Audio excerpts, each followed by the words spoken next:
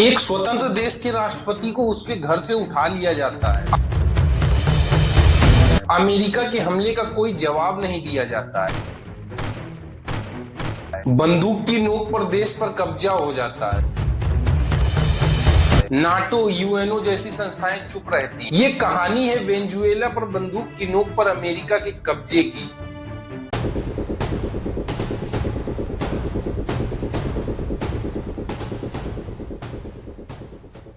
America की military ने 2 जनवरी रात 2 बजे वेनेजुएला की राजधानी काराकस पर 150 एयरक्राफ्ट से हमला कर दिया, जिसमें पूरी राजधानी पर बम दागे गए, जिसमें 32 से ज्यादा लोगों की मौत हुई।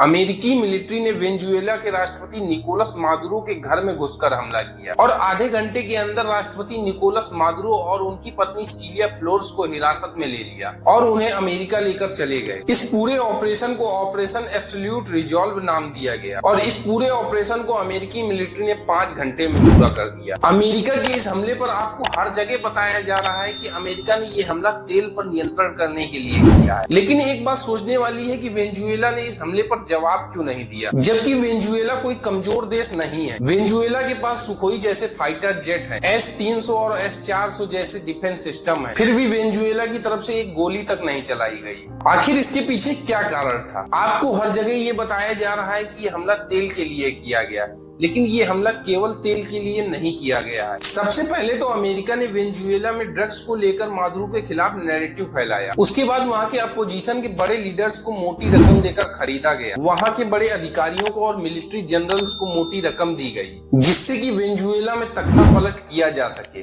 इस हमले का मुख्य कारण तेल बताया जा रहा है। वेनेजुएला के पास दुनिया का सबसे बड़ा तेल भंडार है, जो कि 303 अरब बैरल का है। यह सऊदी अरब से भी जाता है। यह दुनिया के कुल तेल का 20% है।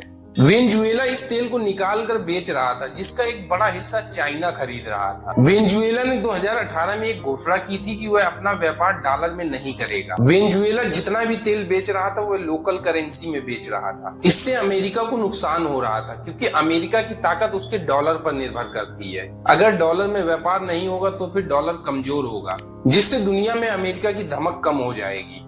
इसीलिए अमेरिका डॉलर को बचाने के लिए जो भी करना पड़े करता है। लेकिन ये लड़ाई केवल तेल की नहीं है, ये लड़ाई गोल्ड की भी है।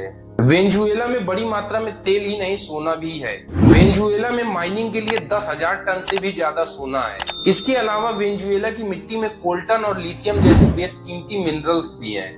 ये वही चीजें हैं जिनसे हमारा स्मार्टफोन चलता है, जिसकी एलॉन मस्क की टेस्ला में गाड़ियों की बैटरी में जरूरत होती है। लिथियम जिसे बैटरी के लिए प्रयोग किया जाता है। ये लड़ाई तेल से ज्यादा मिनरल्स की है। ये लड़ाई डॉलर की है।